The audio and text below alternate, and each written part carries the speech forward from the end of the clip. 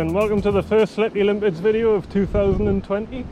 As you can see, we're down on the rocks for the first time this year. It's been about, I don't know, probably 6 months, I think. Yeah, 5 months since I've been out pollack fishing. But as regular viewers of this channel know, I've been getting into winter lure fishing quite a bit, seeing what's around at this time of year. Today I've got some good news actually. The Zen, or the Razor Claw, is back in production and back in the UK. They look slightly different, and when I weighed it, it was 2 grams heavier than what the previous version was.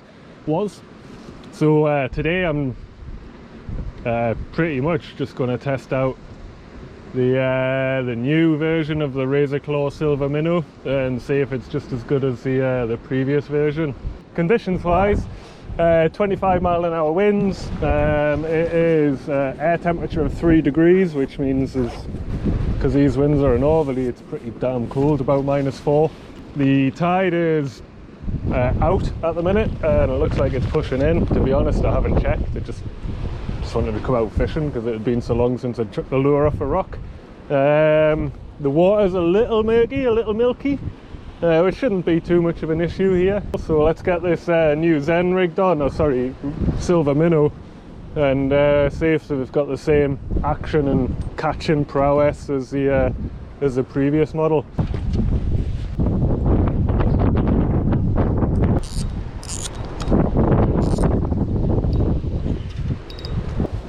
Right, so this is the first cast of 2020 then. See what it brings.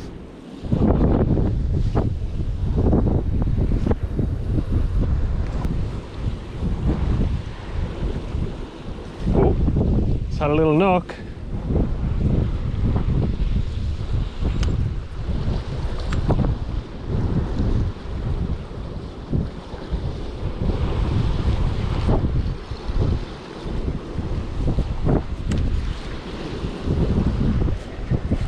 On the bottom.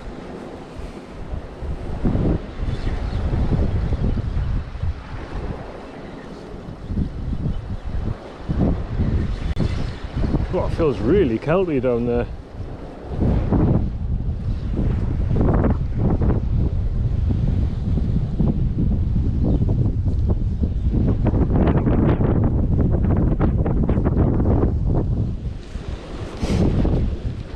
Well, nothing on the first cast. Really hope these lures have the same action. I can see them in this water.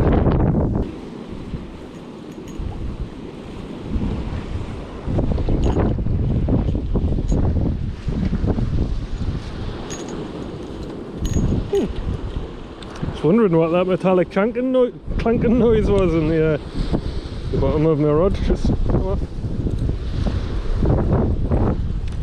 Glue that back on when I get back home.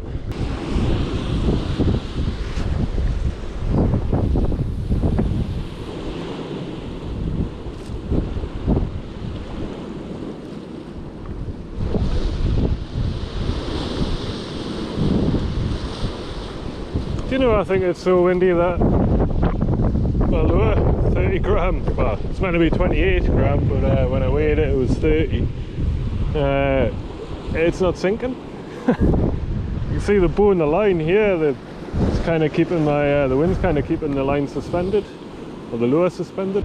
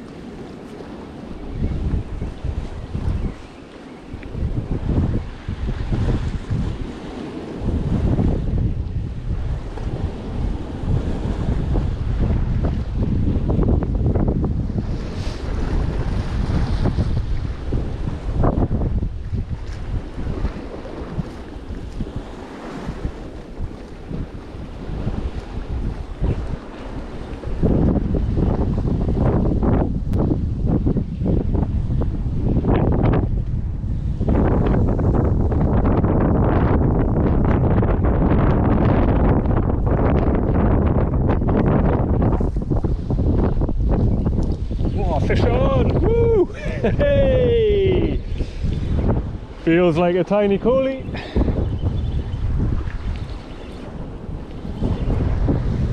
Yep.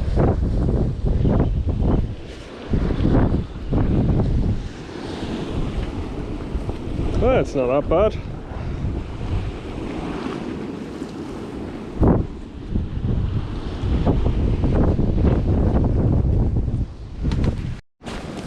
So,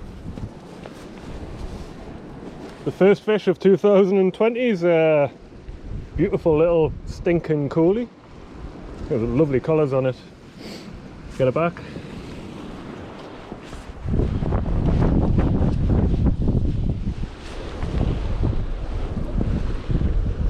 Hook straight out. Go. Now I'm going to wash my hands because I don't know what it is about coalies. I just don't like the smell.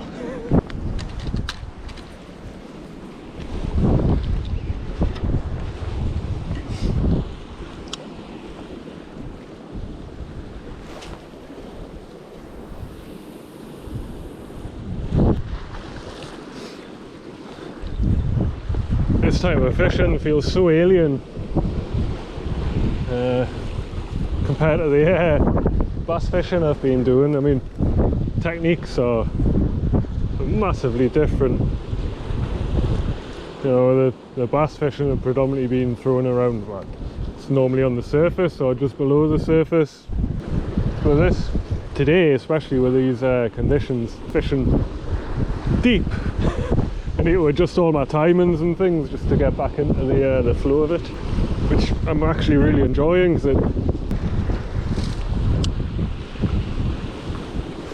And it's lovely, absolutely lovely when there's no wind.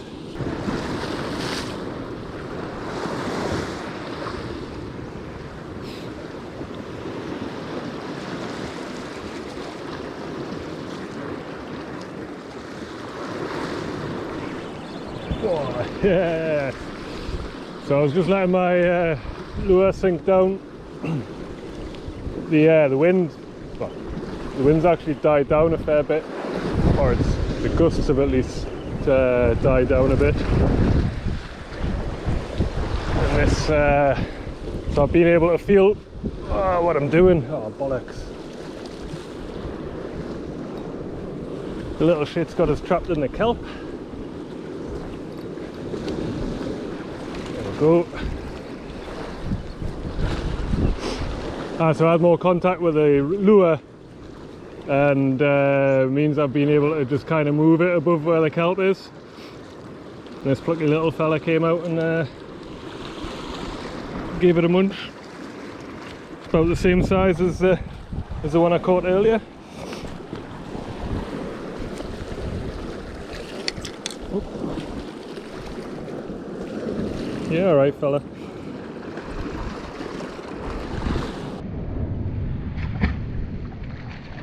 Away he goes.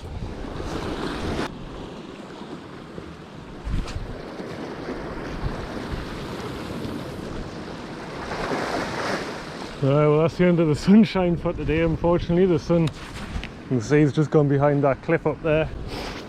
It's going to make a chilly day even chillier, but for the moment I'm happy that this wind's dropped. Actually looks like the swell's coming from the north now rather than the south. There must be a change in pressure or wind or something.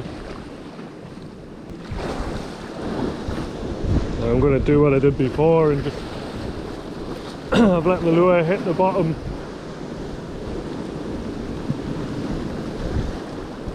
I'm just trying to find the right depth to bring it back towards me with. Now a few more goes here and then move them the corner a bit, I think. I'll try a bit further out to sea. Because the sun's gone down behind the cliff up there where you can maybe see those people. The temperature's dropped, must be close to zero now without the wind chill. Gonna stick some warm clothing on and bugger off around the corner where that cormorant's gone and see if he can find some fish for us.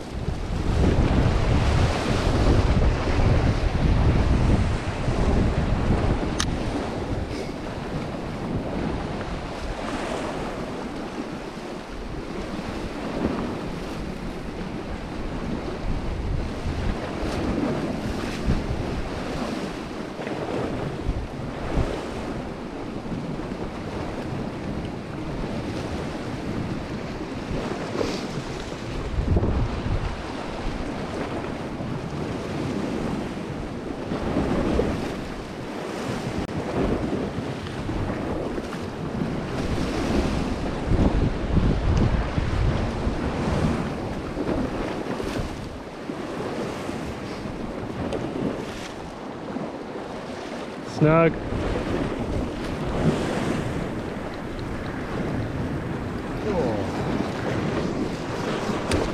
Oh, snap.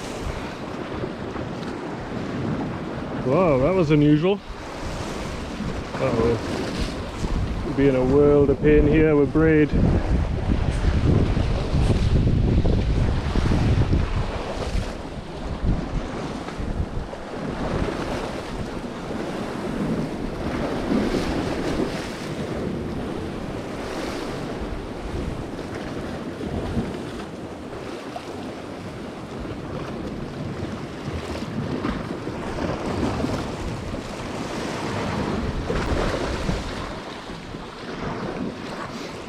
I don't know what's going on there. Braids everywhere.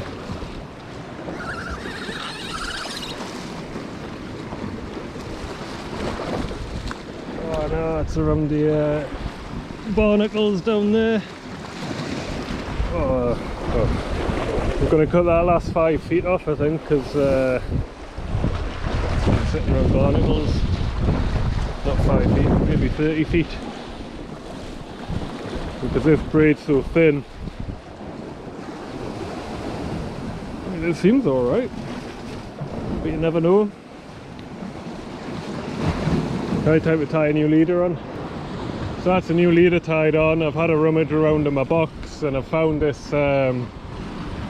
slow jig that my friends gave me. Hopefully it should throw up a pollack or a cod. Cod love the pink. So tied this one up with a 3/0 heavy duty assist hook and then just got it on with an egg snap link there. It's 2 grams overweight for my rod, but I'll just not put too much effort in. Let's get it out.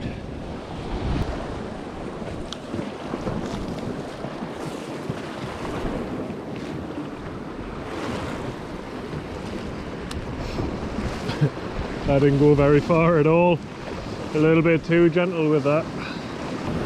Now the idea with these jigs is that they're slow jigs, so they're not symmetrical in terms of the shape, and they're designed to flutter down slowly, hence the name. Depending on the shape of it, you get a different fluttering action, and the idea is the fish hit on the drop. So what I'm doing is putting in a couple of big lifts like that to get the lure away from the bottom, and then just let it flutter down again. Kind of like a lift and draw technique, but you get it high up in the water for the best chance of something coming to get it. They do work on the on a normal retrieve as well, but there's plenty of action. You don't have to twist your line up. I really recommend using a little swivel when you're fishing with these sorts of things.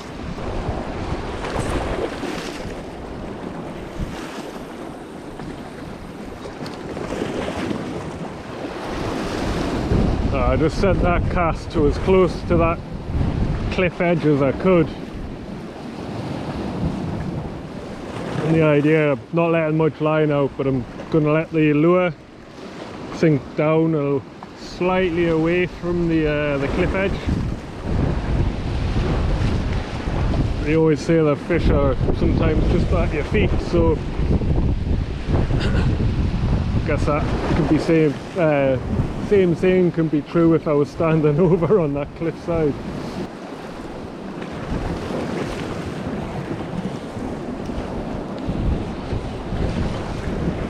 Oh, that's the bottom, all right.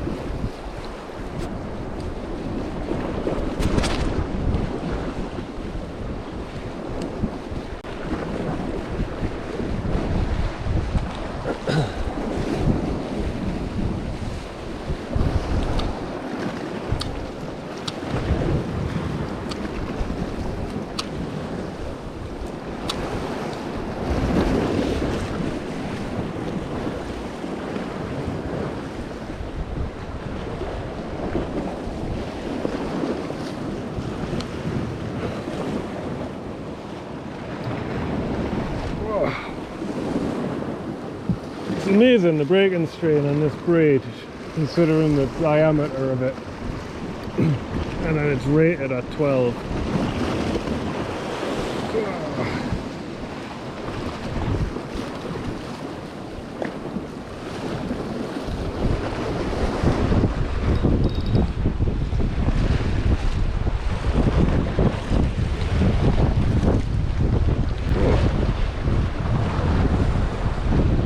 I thought I pulled it out, but no, it's something just gave way gently. Lost the lure. Hopefully my leader broke at the knot on the lure clip, so I don't have to retie my leader again.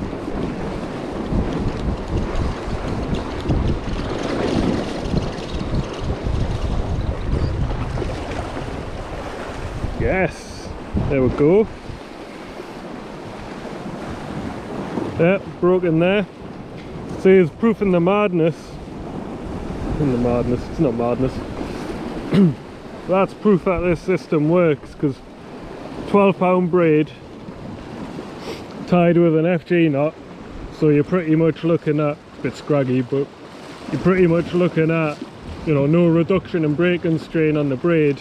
And then this is 22 or 25-pound Seagaur Ace Hard fluorocarbon, which is over double the strength of this braid, but it's snapped down at this knot here, which was a uni knot, and that's, I think, a break in 80% knot, which means you lose 20% of your actual breaking strain, because obviously your knot's a weakness. But that's the theory that I've been going for, is having very thin light braid tied with a knot that doesn't reduce the breaking strain, so still got a 12-pound breaking strain, but it's broken there. If it does that every time, then I'm well chuffed. So I've just tied on a new lure clip there, and I've put on thought I'd try a different colour, so I've stuck on a Savage Gear Seeker. This is 22 grams, I believe. It's a much brighter colour than the previous two lures I've been using, so the idea is the water is a bit murky. Hopefully this might draw some more attention. Cracking lures, but I'd say use them with a swivel if you can, because when you retrieve them they spin 360 degrees, and after a wee while your braid ends up really tangled. I'm glad I wasn't standing there. That's my usual spot. You would have had a wet leg.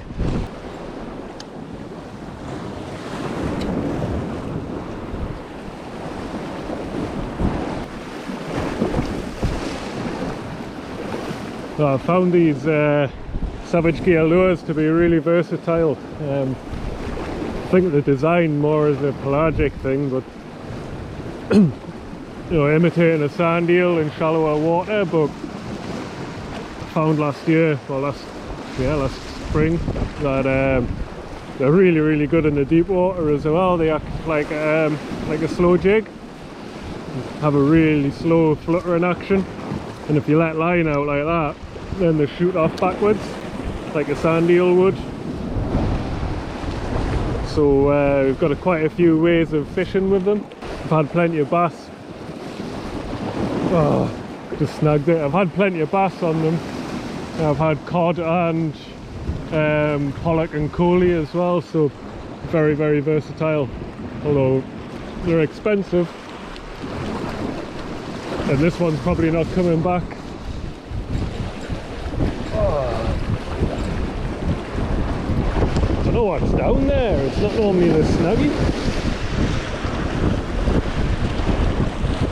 Oh, bloody hell.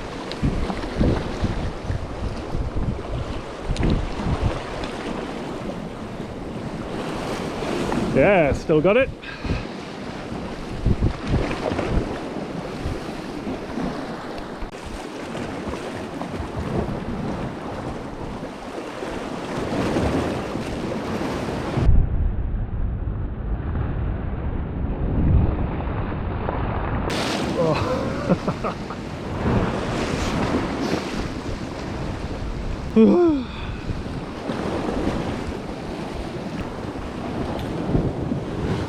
Right, well, we've got to move back around the corner.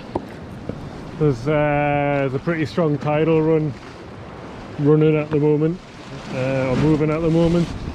And I obviously gave that cormorant a little bit too much credit earlier, following him around here, thinking that he knew his stuff, but he's out here. So yeah, let's shift around the corner. Hopefully we'll be out of this freezing wind, and might find a collie or two again.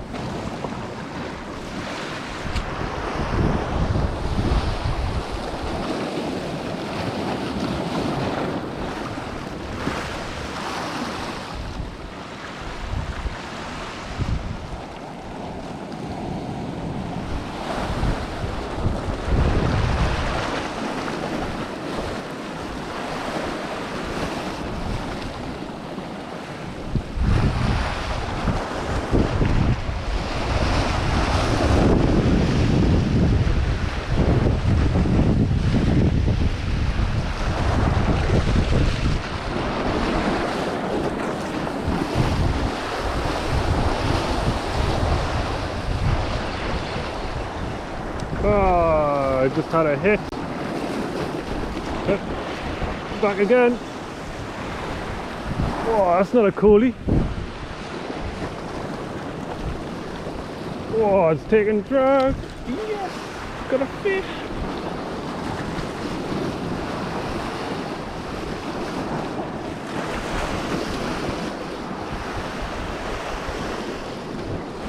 I'm gonna have to work really hard here to keep this up and over the structure that's in front of us.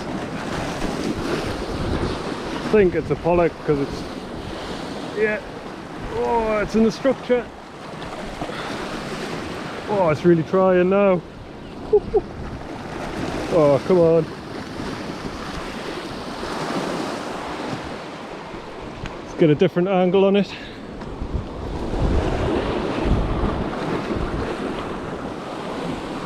It's moving.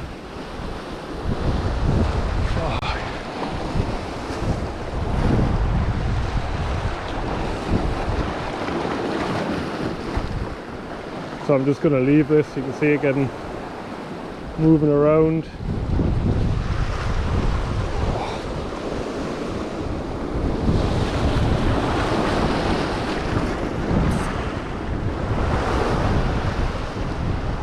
Definitely don't want to lose this fish.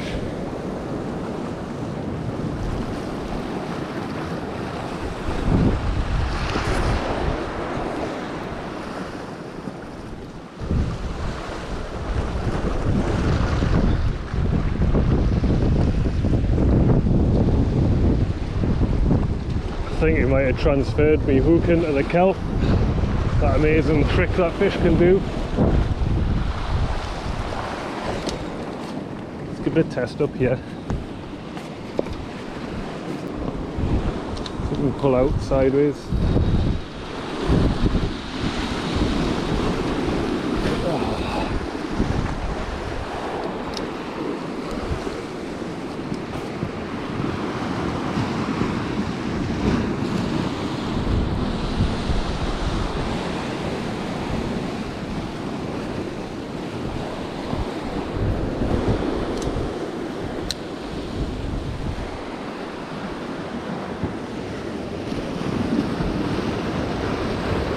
Oh, I'm well and truly stuck here.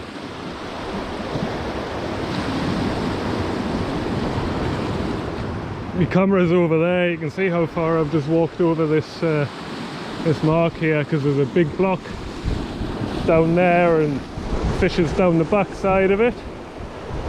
Oh, I'm trying to get a different angle, but it's not working.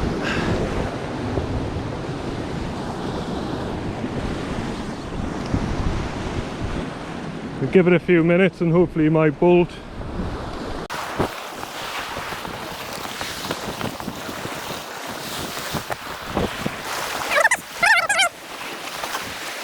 I've given it 3 minutes. It's about as reasonably patient as I can be. Well, that's it, I think.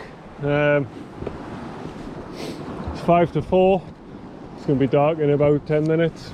There's a big black cloud coming, so I'm going to pack up and call it a day. Real shame about that last fish. Gutted. Normally when you wait a little while, when they're hooked up or snagged up like that, then they'll swim out eventually, but I really think that one had transferred the hook to something else. Never mind, there'll be one next time I'm here, and still had 3 fish, so it's not been a bad first session of 2020. I hope you enjoyed the video, and if you did, please click the subscribe button down below. There's one on the screen and one in the channel there. I'll leave my tackle details down below as usual, and yeah, hopefully we should be out again soon, and we'll get a slightly bigger fish on the show. But thanks again for watching.